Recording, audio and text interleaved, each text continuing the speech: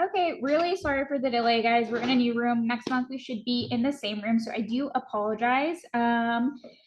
Just to let you all know, Ibrahim was not able to make it today due to a family emergency, and Russell's not here, so I will just kind of lead the meeting for now. We don't have a whole lot on the agenda, so we'll try and get through this quickly. So hopefully, because as you all know, we can't stay past 7:45, so we'll try and get through this to give our presenters enough time.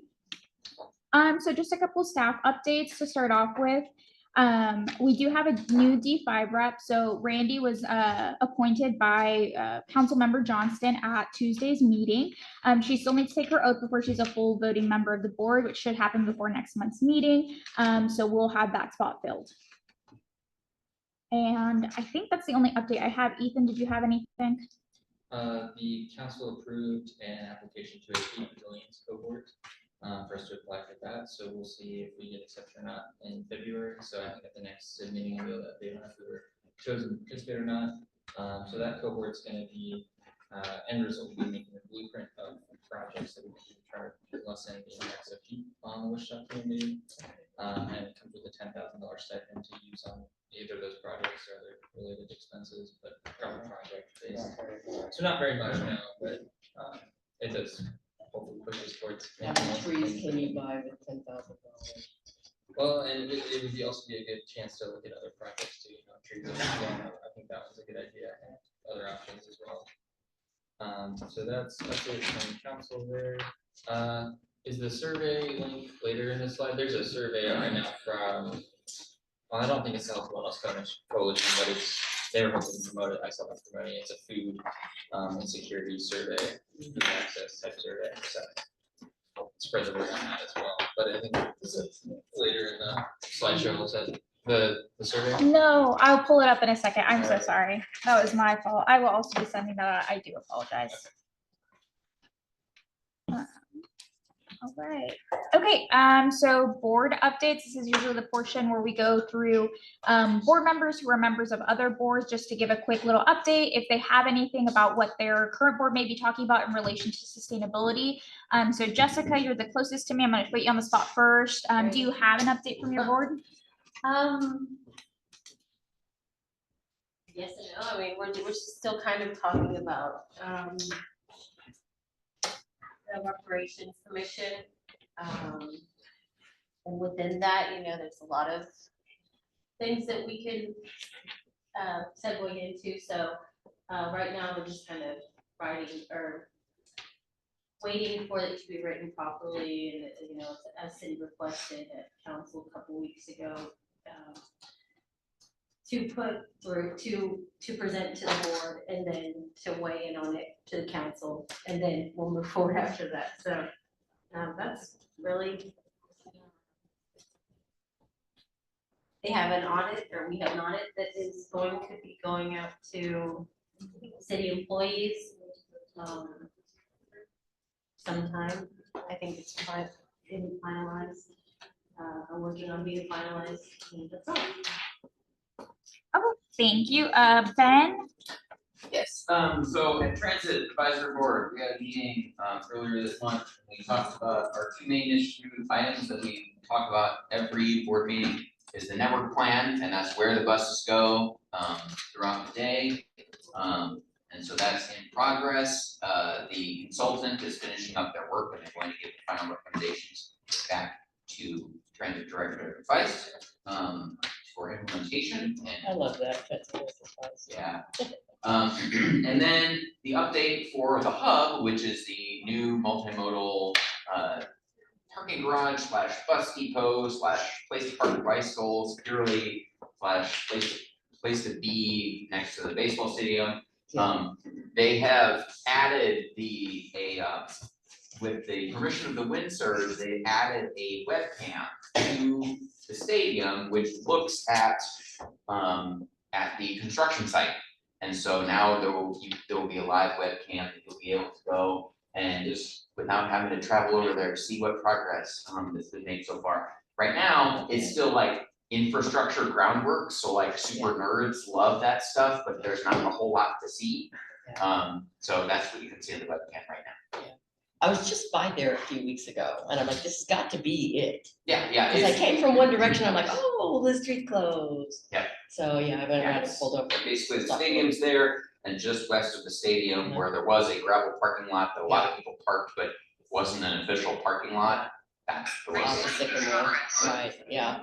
Yeah, that was interesting to see, so, but I was hoping they'd be farther along. A lot of infrastructure has to go in first. Yeah. So that's what's up with transit. What about the smoking thing? So I think last time I had an update that said that they were currently adding signage. Okay.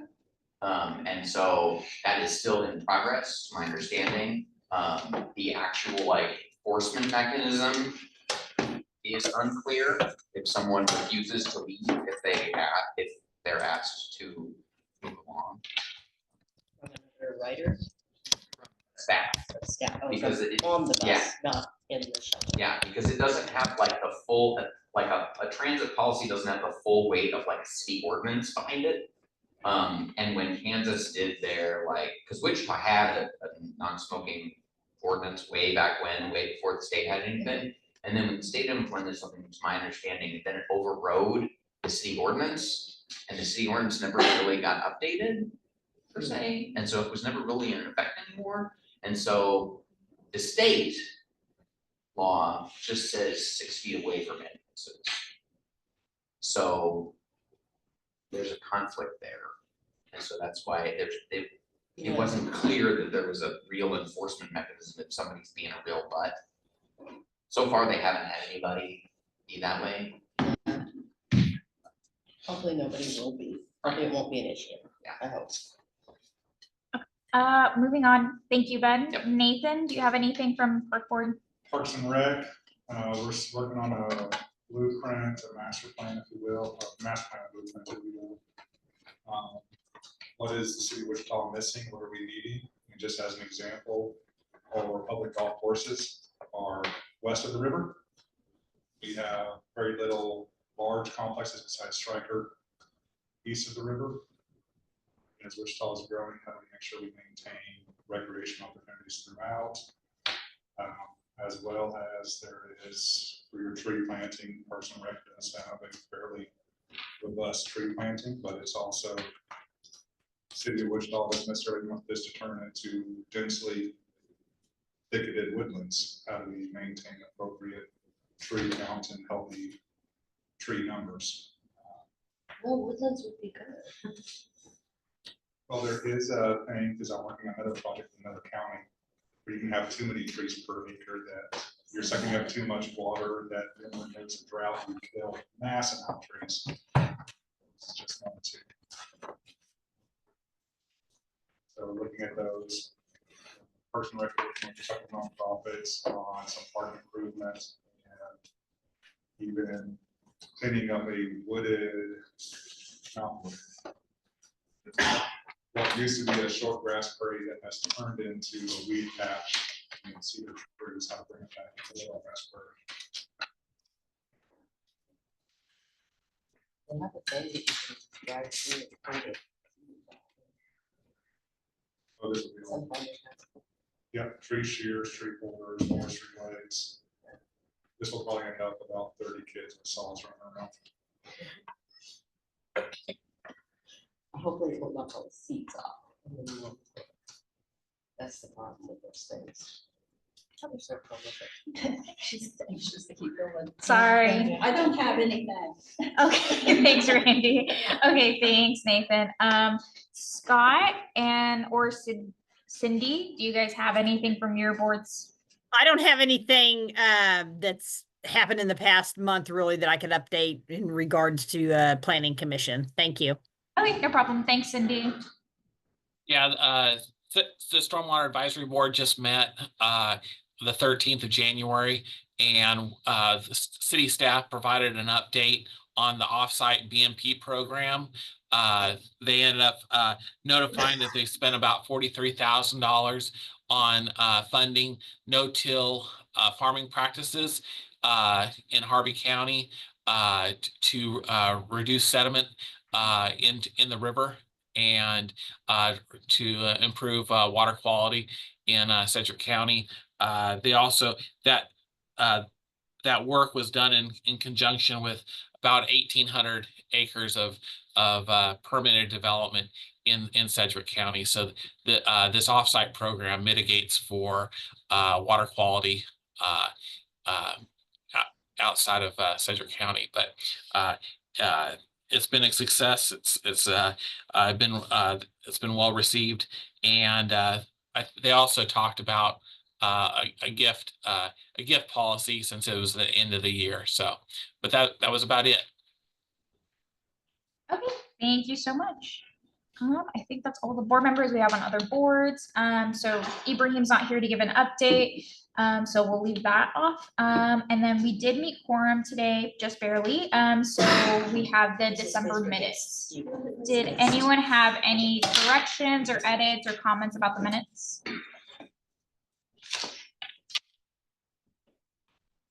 There's some tense and grammar typos. Yeah. That was it. Okay, I'll take a look at that.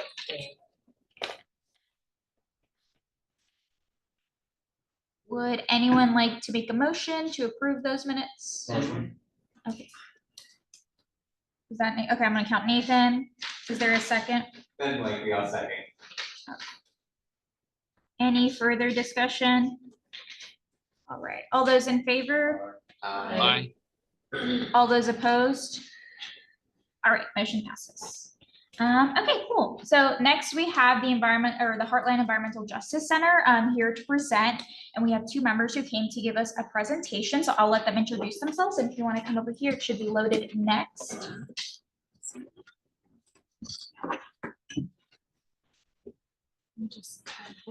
Yeah, you should just Hey, everybody. there. Hey, everybody. I know there's some familiar faces but I'm Michelle DeHaven. I'm with the Heartland Environmental Justice Center and the Environmental Finance Center. We are a technical assistance organization. We're kind of two different centers, but all within one. It's kind of complex, but we serve communities in Kansas, Nebraska, Iowa, and Missouri, as well as the 9 federally recognized adjoining indigenous nations in the region. So we provide technical assistance on both the EFC side and the HJC side to communities in that region. But primarily I'm here to talk about the Heartland Environmental Justice Center. Adrienne McAlpine is one of our community engagement coordinators. Her focus is just here in Wichita. So everybody meet Adrienne. If she's kind of our first point of contact, I know. But we're all open to contact, but she's, when did you start? Was it September? I couldn't remember if it was October or September, but she's new and she's learning and she's doing a phenomenal job. So some of you could expect to get some contact from her once in a while we talk about some of the things that our center offers. And so we are, we're a center that supports, has anyone heard of the Thriving Communities Technical Assistance Centers? Has anyone heard of them? You two don't get to, you already know we exist. So it's a Thriving Community Technical Assistance Center, which is a TICTAC for short. So if you're in a space with federal workers or anything like that, oftentimes they talk about the TICTAC. That is us. And we serve these areas, individuals and organizations, and our focus is on communities that are identified as disadvantaged according to like EJ Screen and a variety of metrics, and people and organizations and communities who have been experiencing environmental injustices. So the hope is to try to build capacity for those organizations and those communities to address those issues. This is our team. Some of you may know Jeff Severin, some of you know Tanya Bronley. We have folks all over the place. Chris, Mandy, and Anna are our project managers, and they work across the region. Chris and Anna are located up in Lawrence, and Mandy is out in St. Louis. And then Greg and Magali are our community engagement coordinators for other areas in our region. Magali serves Kansas City and Greg serves our tribal communities. So it's not just us that does this work. We have 8 partners across the region that specialize in a variety of topics. The Environmental Protection Network is a group of folks who used to work for EPA, and so they retired from EPA, and they help folks to navigate some of the regulatory issues and things along that matter. We have quite a few folks. They're a national nonprofit, and so they serve all over the place. But we have a lot of folks who do a lot of work in water and wastewater compliance as well through that organization. The Kansas Rural Center, I think a few of you may be familiar with Jackie from the Kansas Rural Center. And Kansas State University, we're partnered with their engineering extension, which is the Pollution Prevention Institute, the Technical Assistance for Brownfields, the Radon program. And so these are just a few, these are our partners who support us in this work across the region. We recognize that even though we might have some good understanding of a variety of the things around our region, we don't know everything about all of the communities. So our first goal is to listen. We go in, we talk. There's often a lot of coffee involved, where we just sit and have a conversation and learn about people's challenges, their barriers, what it is that has impacted them, and how we could potentially provide some support. We often have the question, so what do you do? And that is a very big question with a very complex answer, because it really depends on what people need. And that's where that listening part comes in. My approach is usually, tell me what's ailing you, and then we can tell you what we can go from there. But these are the basic kind of categories of things that we do. Grant development, I need to be very clear, we do not write grants. We cannot write them, but we can walk alongside with every piece of the part of a grant, from project development, we can't write the narrative, but we can provide tips on how to provide the narrative, on how to write the narrative.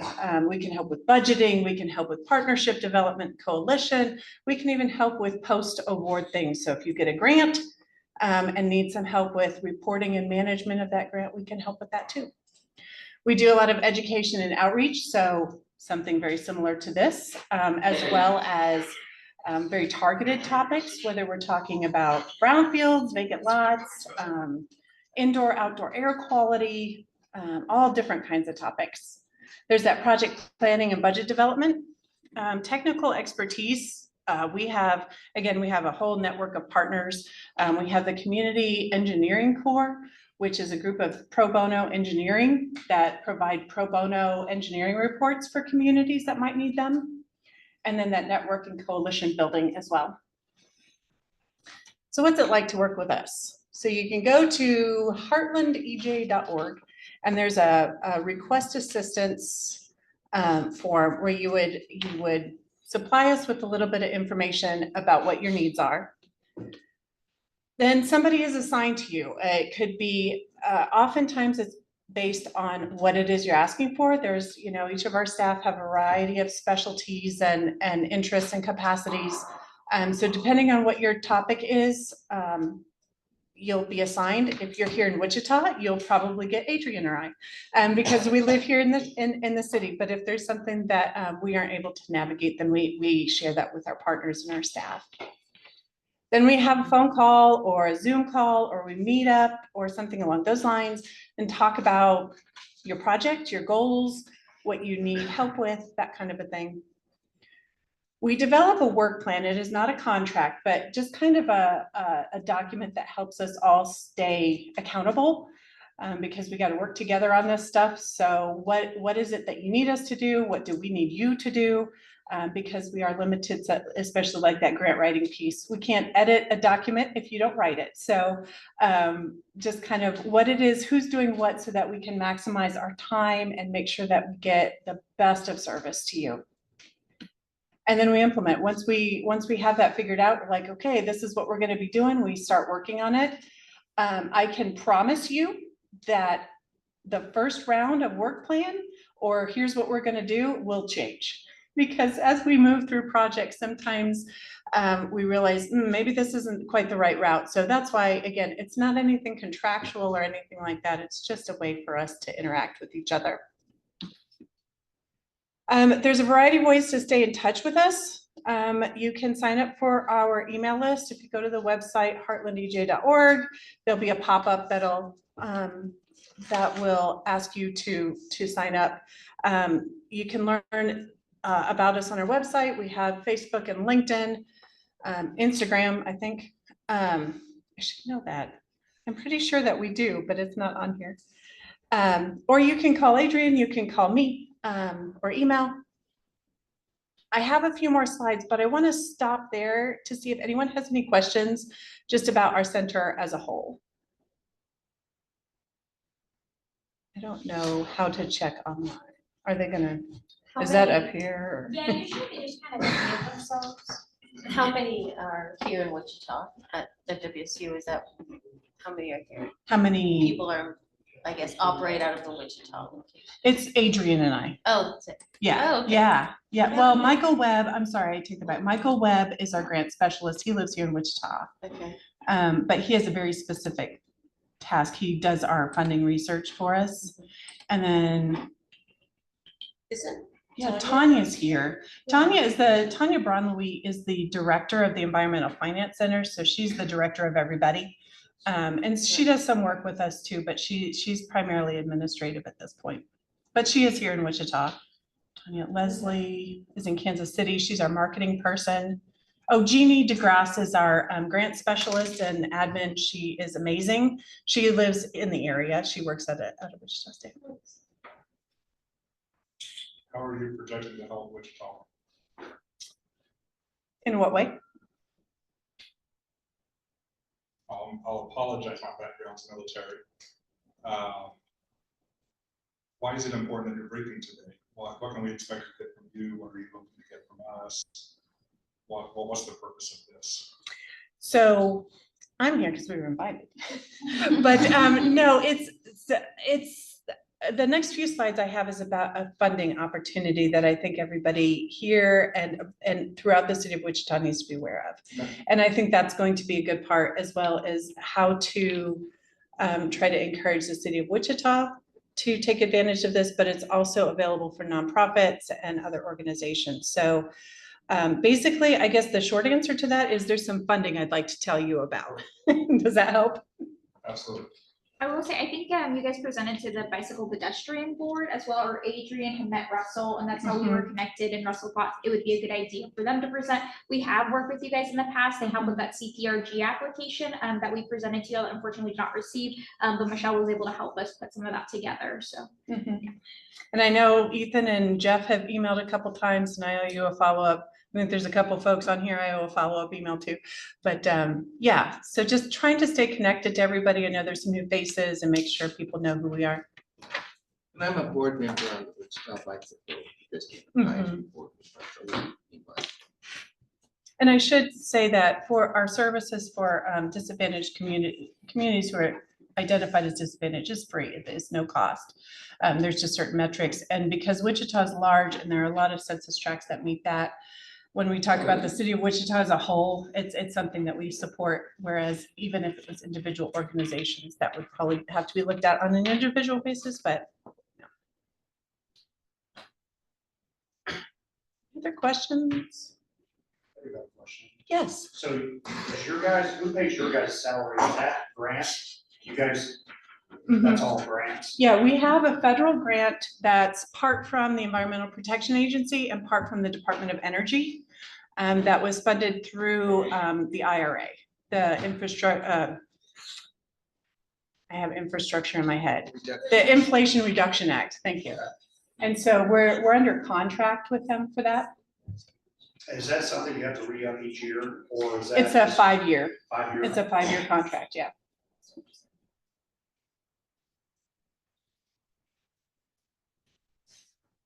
Yes. so, how long have you been, like 2 years, 3 years? Almost 2 years since we kicked off. And Yeah. how many organizations, do you have any type of number about how many organizations you've served or helped?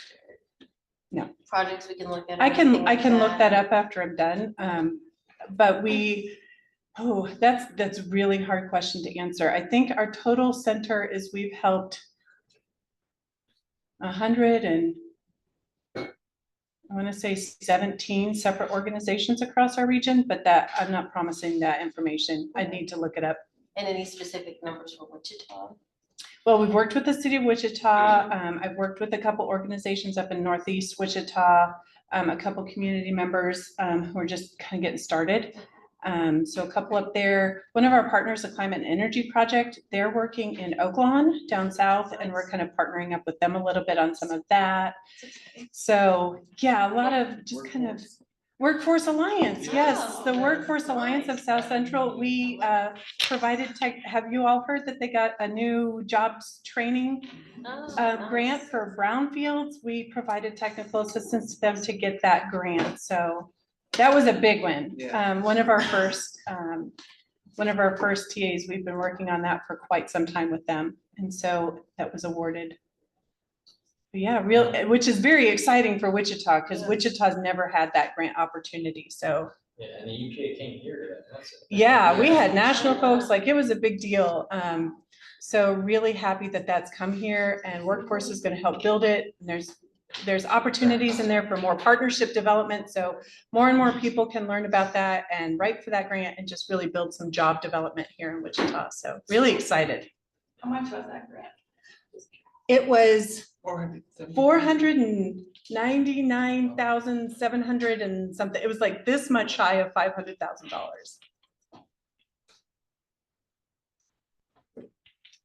All right. So let's see. I can get this. Oh, there we go. So there is a new program that I want to spend a little time talking with you about. The Thriving Communities Grantmaker Program, which I can't stress enough, is different from us, even though it still has Thriving Communities in the front. It's all part of the Thriving Communities Network. But the Thriving Communities Grantmaker Program is also an EPA-funded program that's serving as a pass-through for federal grant funding. So basically, EPA gave RTI, which is the grant maker for the area, they gave them a bunch of money that they are then going to grant out to people. And so the purpose is it's a very low effort kind of grant application in order to make it available for folks who are capacity constrained to be able to access federal funding. So has anybody in here, show of hands, written for a federal grant before? Ethan? That is exactly. I've avoided it. Yes, it is scary. Federal grants from any federal department are terrifying. I didn't think that was something I would become good at in my lifetime, but apparently it is. But they are hard, and it takes a lot of effort. It takes a lot of resources. It takes a lot of people, and man, does it take a lot of writing. For instance, for the grant that we wrote to become the Heartland Environmental Justice Center, there's a 25-page maximum for that. And I was like, we're never going to get to that. We were literally cutting words down to smaller ones to fit within that, because there's so much you got to pack into a federal grant and budgets and all that. And that's really hard for an organization of 4 people who are just trying to get started to access that funding. So the grant maker is what it's often called, or a TCGM. The organization rebranded it as the Cultivating Healthy Environments. So there's a lot of different words and names for this program. But basically what it was is then they developed their own application that is not even a fraction of what federal lift is, in order for organizations to be able to access this funding. And so that is what this grant is. Research Triangle Institute is the grant maker for our region. So it's that same region 7, Kansas, Nebraska, Iowa, Missouri, and those 9 indigenous nations. They are based out of North Carolina, but they are the grant maker for that region, which is region 4, and our region, and a swath of a national swath that's in the center of the country. But they're the ones who are putting the grant out. This is their website. You can go to that website to sign up for information, learn more about the grant and whatnot. These are the folks who are eligible. Individuals, for-profits, and state governments are not eligible to apply. Local governments can apply, but there are some contingencies around that. So if the local government is of a community greater than 50,000, I don't think they can be the lead applicant. So there would have to be like maybe a nonprofit or something along those lines. All of the details are in the NOFO for that one. NOFO is Notice of Funding Opportunity. So these are the organizations that are eligible to apply. Oh, that didn't. There are 4 separate tiers. One of the ones that if you know organizations that are really trying to get up off the ground, I'd like you to share information about the foundational support projects. These grant funds are for what are called capacity constrained organizations to do foundational organizational development. It's non-competitive, and it's really about helping those organizations get their organizational feet up under them. Staff costs, administrative costs, buying some computers, getting some software licensing, things along those lines. Then the other 3 tiers are competitive, from assessment, planning, and development projects. You can see at the bottom there, the up to fundings. All of the funding that is awarded has to be spent within the next 3 years because that's the duration of the project. So if you've got a tier 3 development project ready to break ground and get going on that, I suggest you apply soon. Also, this is a rolling application. It's, or I shouldn't say rolling, it's cyclical, every 3 months. So the first application is due at the end of this month, and then the next one will be due April 30th, then June 30th, and 3 months after that. There's a review process. It goes to, once you apply, it will go through just an internal review to make sure all the I's are dotted and T's are crossed. Then it goes to an executive review, and then it goes to a community advisory board.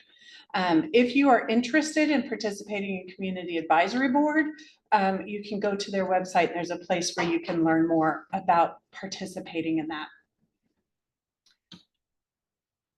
These projects can cover just about any kind of environmental or health issue that you can think of. These are very big, broad categories, but things can be kind of more detailed underneath of that. Because this is a brand new grant, there are no project examples yet of what's been funded. So we're still kind of, let's give it a try and see. And these slides are actually from the grant maker from Cultivating Healthy Environments. And this is how they talk about the grant, that it's reducing those barriers, making sure communities are able to access those funds and giving that support. The NOFO is very detailed. It's Notice of Funding Opportunity. It's very detailed, and it takes you step by step through the application. There's an application portal. You go in, you sign up in the portal, and then you can work through that. If you need a paper copy, those are available as well. Oops. So our role in this is to be that technical support. So if somebody wants to write for this and they have no idea how to build a project, that's something that we can provide support with, or a budget, or connecting people with other organizations or things along those lines. And also to share about the funding and encourage people to apply. This is a great opportunity for organizations, for municipalities, for partnerships, for projects, all kinds of good stuff. Went through that kind of quickly. Does anyone have any questions? So this could be the city of Wichita applying along with. I need to look through the NOFO again, but I think the city of Wichita might be able to apply with someone, like they would be a sub-award for a nonprofit because it's so big. Yeah. Yeah. Well, I know that I'm just thinking, I know this illegal dumping activities. And that's something that my waste and recycling committee has worked on. And I'm hoping that we're going to meet again before too long to find out what the status is with all that. But if there was some extra funds to put toward it, my goal would be to do bulky waste pickup for free, so nobody has to dump anymore. Right. Right? The city won't do that. They don't want to do that, and they don't want to do that because the trash haulers don't want to do it. Right. But the city could fund that. And this could be a grant maybe to help with get funding for that? Potentially, Is it depends on that who simple? applies, yeah. If it's a nonprofit that applies, there's a couple different ways that you could explore that.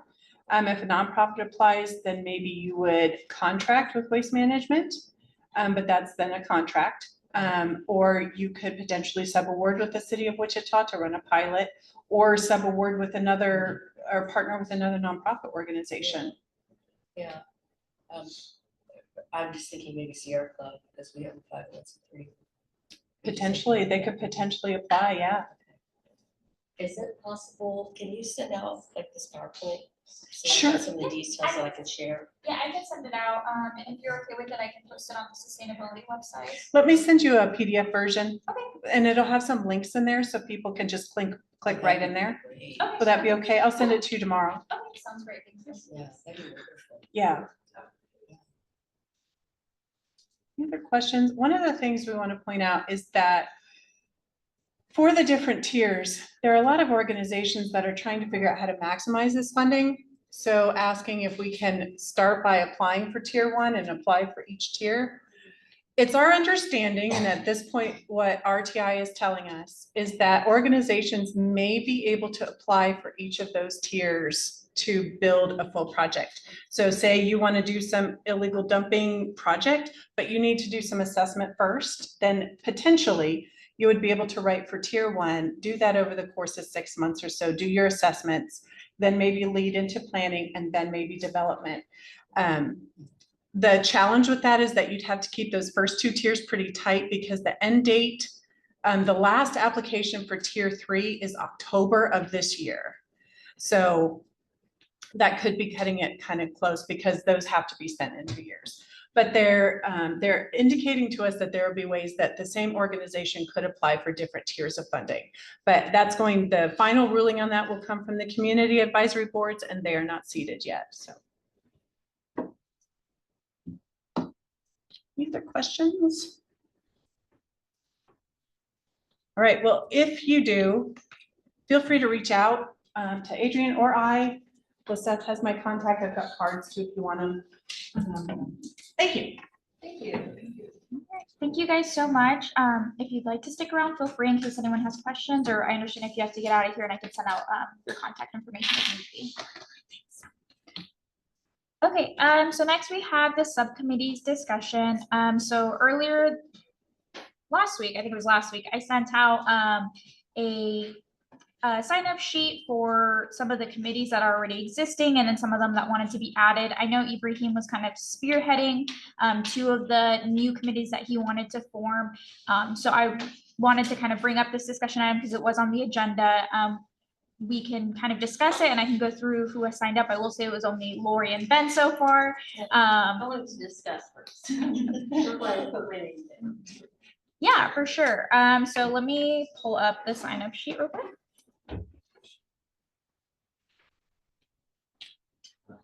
Because I'm terrible about overextending myself, so. So we can discuss first. Yeah. Okay, so just to get everyone up to speed, so this will be available, once the committees are formed, this will be available later for interested members of the public to be able to email the leads of those committees in case they want to be involved. There's not really a formal process. It's just kind of contacting them that meet depending on when they're available. There's no, again, there's no Zoom meeting or anything like that. It's just kind of an informal meeting to discuss those topics. So Ibrahim in our previous meeting had suggested adding 2 more kind of committees, subcommittees, exploratory committees to talk about 2 different projects that he's interested in bringing forward.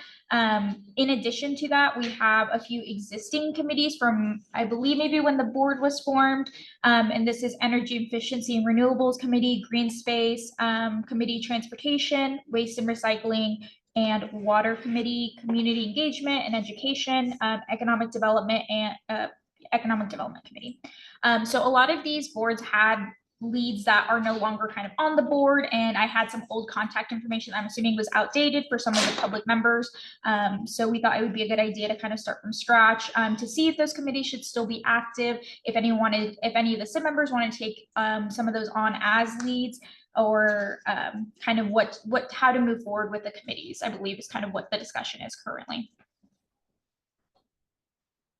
You got questions about what it's like to be the lead or Yes, so our one kind of active committee is Waste and Recycling Committee. So Lori does head this, and she does have a few people that she reaches out to and meets, depending on kind of what's coming up, or, you know, if she has a topic to discuss.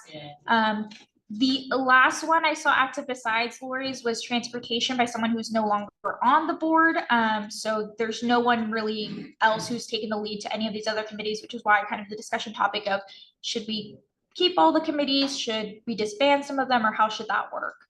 So I have the list, and I shared that with you last Mhm. time, of all the people who volunteered to serve on the committees too, just community members. And the transportation committee had 10 people who wanted to serve. I do remember last time when we met, because I did go to that committee meeting. I think it was just me, Michael McCorkle, the lead, and then Kent, I believe, was the only other one there, Yeah. which is why I was hesitant to put those same members of the public on there. Because they don't show. Because maybe they didn't want to be involved any further, Yeah, or yeah. because they weren't meeting, Or so. because they're so busy that they just don't remember. Yeah, so It's likely, we because I started, know half these yeah, people already. yeah, so I left it blank there, so you guys can kind of talk about how to move forward there. How many of these are duplicates or have crossovers in other city boards, city subcommittees? Like, I'm just looking at water. Mhm. Waters are pretty broad. We're talking about recreation, kayaking on Arkansas, we're talking about algae blooms. We're talking about reducing pollutants from neighborhoods running into sewer draining into the canal, this river. Yeah, so I think that's part of kind of the issue in the topic of discussion. So unfortunately, I wasn't here when the committees were formed, and I think it was up to the lead. I think all those topics could have been something that the water committee discussed. I'm assuming if anything to do with sustainability and water could have been some of the topics that they discussed. But I think that's kind of one of the issues. Are they too broad? Should they be narrowed? Who's going to discuss what? And, you know. Are we, but, because I've been in big organizations before, we have a subcommittee, let's just say stormwater runoff, and Wichita Public Works Committee is looking at water also. Are we being a firework and working in different directions? Or are we a baseball diamond and we're all headed to center field in the same directions, maybe a little left and right of each other?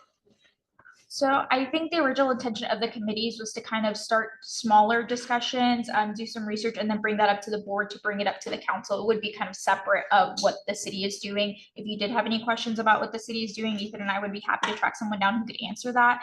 But I think the intention was to try and get more things up to the board to take up to council. I think some of the committees also, when they were formed, these were people who just found out about the committees and signed up and said they wanted to help. And then when the committees met, they determined what their focus would be. So now these would have to, be reevaluated, since all these committees would have to be a lot of new people, and it makes some of these same people who never show. I will say it is a lot of committees for a board of this size as well. Yeah, That's my. there's like 14 of us at most, and yeah, there can't be 7 committees. There just can't be. There can be like 1 or 2, and that's about it, realistically. So Initially, what we said was, all the work's gonna be done in committee and not here. That's why there's all those committees. Yeah. yeah, I mean, that's a Didn't- great didn't plan, work very well. but yeah, actually doing it is like, Yeah, I've served on a bunch of boards, and that's not how that works. yeah. I mean, I'd be fine with whatever boards we don't have current CID members willing to serve on should be disbanded. Because if a CID member isn't on it, they can't actually form anything to bring it to That's true. the CID, right? That's true. So that leaves like 2. Broke the multiple committees down. So 3 or 4 very broad openings. Since this is a new committee, I'm guessing 2-3 years old. I know probably the newest one's here, but Yeah. one that has this one. It started in, I think, late 21. I think the first meeting was in 22, if I remember correctly. So this board's only been active for 3 years now. Again, having worked on other boards, we reduce some, make them a little bit broader. But does the CID have a major victory yet at city council? So how do we get a major victory? Celebrate victory and then go from there. I think would be a better focus for 12, 14 people here. versus trying to address every issue in Wichita. Let's try to get one or two victories, celebrate them, and then grow and attack from there versus spread everybody else and we're never going to get a big victory. Does that make sense? That does make sense. I mean, current big picture is the climate action plan, which is draft still. It's been out for public comment. Last I heard was 200, 300 people. And that's Which- where I find the committee or a component of this moving forward, of community engagement and education important, because if we want. Well, my comment on that is that's less than graduating class at Kansas High School. Would we allow the graduating class at Kansas High School dictate policy, procedure, statute writing for the city of Wichita as a whole? We'll note that the typical responses to the big community survey is about 5. So that's a random survey sent out, so they don't send it to everyone, but it's not a huge number either of people that need baseball season for the year. So, that would just be mine. So that's why I think Oh. we need to engage and educate. Well, and some easy ones. I know the park board isn't interested in looking at it, you're not opposed it before. Getting something like conservation corps going in Central County, getting going in Wichita, river cleanups, big ditch cleanups, your education, while HEJC was promoting community education, outreach, youth programs. Start on something small, something that is sustainable. And grow into a second to third, fourth victory until this board is actually truly have a big seat at the big ones. Does that kind of make sense or not? I mean, that's where the rubber hits the road is, you know, a city council advisory board is only as effective as its results. So, yeah, that's a good put. It's hard to hear, but yeah, it's real. So what are you suggesting for, 4 broad subcommittees. okay, like what? Air, land, water, education. Just to bring Captain America back. Yeah, yeah. Art. Um, Yeah. That way they're broad, make sure we're not duplicating work and looking like a firework. Let's just say, and again, I don't know if Wichita Public Works has a stormwater committee, but if they're headed to the right, we're not headed to 270 degrees. And we're in opposite directions, but how do we make sure that we're working similar paths, not duplicating work, not causing confusion and arguments at higher levels? How do we show relevance, gain a quick victory, moderate victory, and then go for a big victory, celebrate it, and show importance to the board, and grow from there? Stormwater, we do have Scott, on the stormwater. Sorry, Scott, No, you're good. I just started I'm mentioning. just speaking ignorance here. So yeah, we would have someone from that, which would be good to include more committee. Did you ever get feedback with the survey? Yes. Did that come out? Um, Like what was the top one? well, I guess depends like for which questions Yeah. you're asking about. What was the community's most concerned about? Natural resources, kind of the focus areas they got to rank them. So that would include. When we get those results, will you guys go over and next week or something, or? We're still figuring out the right voice to first announce them. It could end up being with the city council at some point as well. So TV. And has everyone in somebody else has gone out, will they ever send out another one and try it again, try the second time? Like, I feel like I get from transit, like, survey every 7 months or something. Do you think there should be another survey? Or just the same survey, but another opportunity To fill it out. presented in a different way, like put it into neighborhood newsletters or something like that, just other avenues rather It than, wasn't, well, oh, neighborhood news are specifically? Yeah. Okay. there's lots of active neighborhood associations, like nextdoor.com, all the other places that it wasn't advertised, try it this way now. Yeah, I always have the advertisement.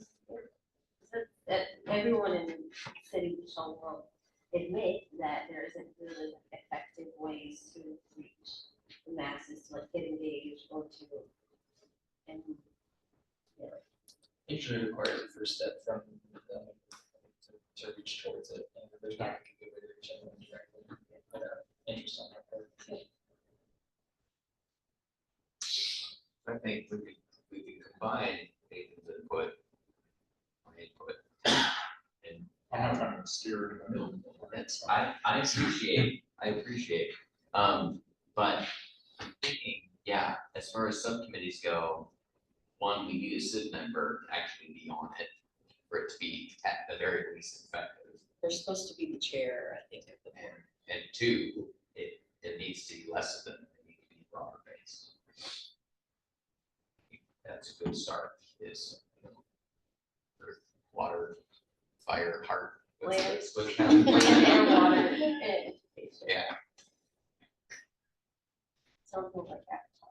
right, I mean, is that kind of good? Ibrahim probably gonna come in next month and go, you guys all did a terrible thing, you know? Well, he would consider his two to be water. Yeah. Yeah. Yeah, so as far as proceeding, would you like me to send up another sign-up sheet with air, land, water, and education as the topics? Or how would you like me to proceed to be able to help you guys, form these committees or really decide on the committees? Yes, please. Yes, and well, my vote would be yes. And then the other one would be, then we just need to define what they would look like, what would success look like for them. Like maybe education is youth and adult programs, or actually education that leads to programs and plans, getting people wet in the river, picking up trash, or whatever it looks like. There's a lot of groups that already exist that do this, that we can just easily tap into So and. more of a That would be the follow-up, is the purpose of the committees then would be to figure out what nonprofits and other community events. Arc River Coalition. I think there's a scout group that does conservation. I think there's another scout group that does river cleanup. How do we reach out to all those parties, whether it's nature trails, the Rosebud Trail, the Prairie Spirit Trail, equestrian clubs, we're working at Pine Prairie Park. Power is reaching out to all the small groups and bringing them together for meaningful projects versus we probably have 200-300 organizations working like a firecracker. Versus we don't. It's like, I think everybody wants to live in healthy cities. It's just, Not that you can make money off of it not being a healthy city. There's that. There are those. Yeah. But we do have. so there's more of us. To me, the purpose would be four committees that the primary focus is figuring out who the other nonprofit community players are, stakeholders. How to bring those in, because there shouldn't be 2 or 3 people on the committee. There should be 30 organizations if that's the working committees. And the working committees can work with other organizations, on these other grant writers, other people help them find access to resources.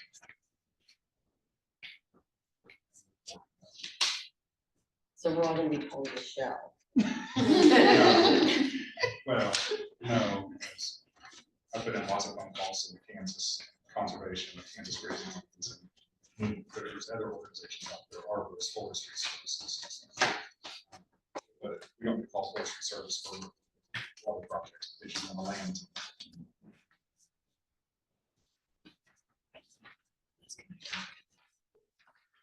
So Lori does make a good point, though, like a lot of the groups that you're talking about, we're already connected with in one way or another. So you listed trash, so I'm gonna jump right in on that, because that's one of the things that I do on the EFC side is solid waste management. So I probably have all the contact information for those folks. So working with us as a center would would be something that we should probably help with.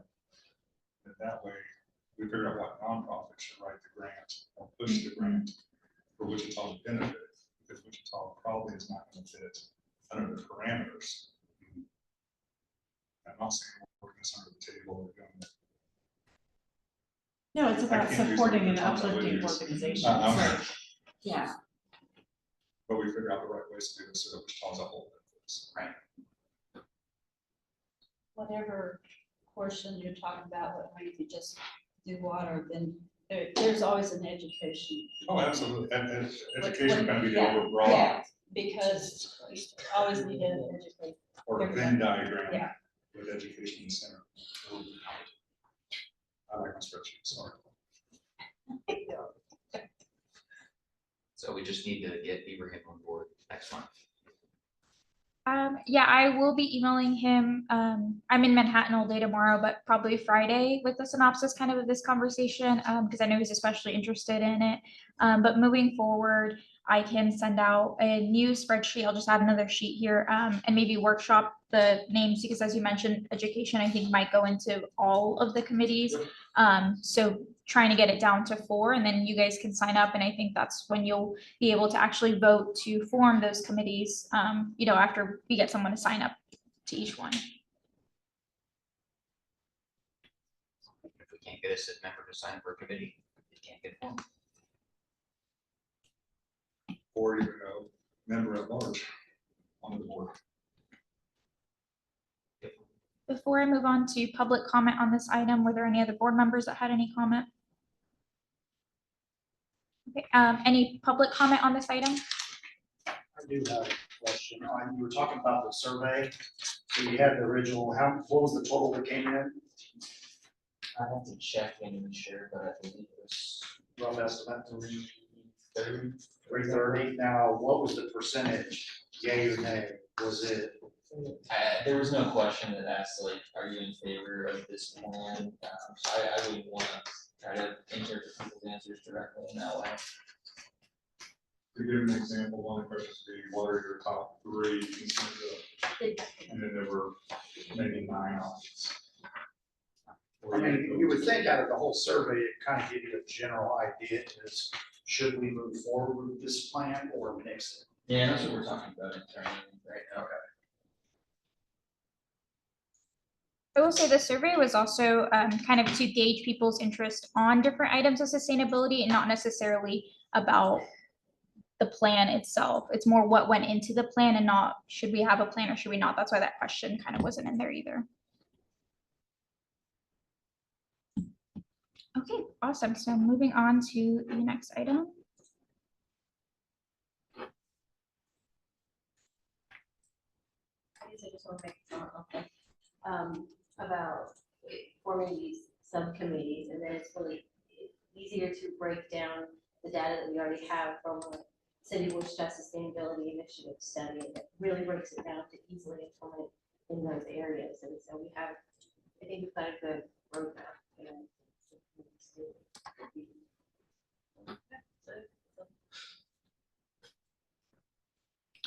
So earlier, Ethan brought up this survey and I forgot to add it, so I added it real quick. Ethan, if you want to talk about the survey real quick. Yeah, very quick survey. This is the study, but this is the big part. Just a few different So this is questions. it. What based on, what people see as contributing to other problems in Central County, health and wellness coach, which is things right now. Get responses to your survey. Yeah, the survey is being done by the Health and Wellness Coalition. Sorry, I couldn't hear you there. So we're just trying to help them out to see if we can get more people to take this survey about hunger. Do we know what's causing? If this is based upon grocery stores and food, it's just a very narrow topic on it, food insecurity. What's causing it? And I'm just going to use Oxford down in Sumner County as an example. Oxford was found that their nearest grocery store was Winfield, Wellington, or Derby. They need a grocery store. So they got some grant money and they opened a grocery store. It lasted 8 months and closed because not enough people are utilizing it to have a sustainable business. what is the root cause of why do we have those food deserts inside the community? And is there enough community support that if one was corrected, is it sustainable? I'm just assuming that as an example. Is that something that this study or this survey is looking at? I would say open survey, Yeah, I open was. survey, it does kind of say that. Yeah, Just not to start a business, to watch it fail in 6 months. No. I will say I can get you in contact with someone at the Health and Wellness Coalition that I'm sure can answer more of your questions.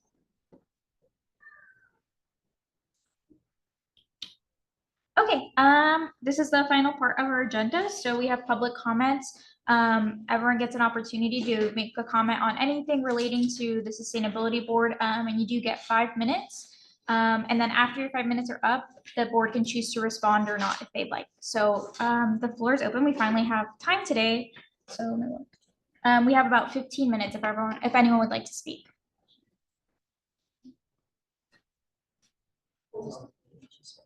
We live rural, so just talking about your hunger and stuff like that, why small communities, grocery stores don't make a go of it is because the pricing in those has to be higher. You know, people who live in rural communities are already probably, if they're working age, they're already driving to Wichita almost every day. They're driving to a bigger city where there's Dillon's or someplace else that can get their groceries. There's choices, you know, different sizes, different, you know, different brands, different things like that. So that's how a small grocery store. I've had a grocery store for years. That's how a small grocery store goes out of business.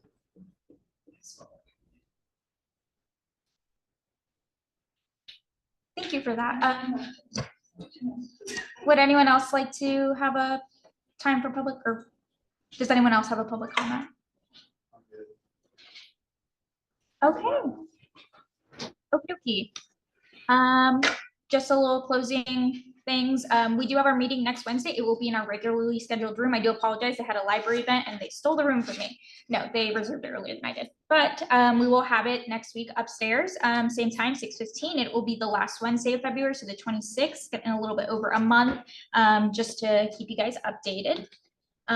Again, here's our contact information. If you have any questions for Ethan and I and our sustainability page, after Michelle is able to send me the presentation, I will send it to the board and I will be posting it on the sustainability website in case anyone would like to take a look at it. And yeah, any updates usually go on there if you guys have any questions. All right, that is all we have. If there's nothing else, I will adjourn us about 10 minutes early. Okay, awesome. Meeting adjourned. Thank you all for participating. Thank you. Thanks. Yeah, that's.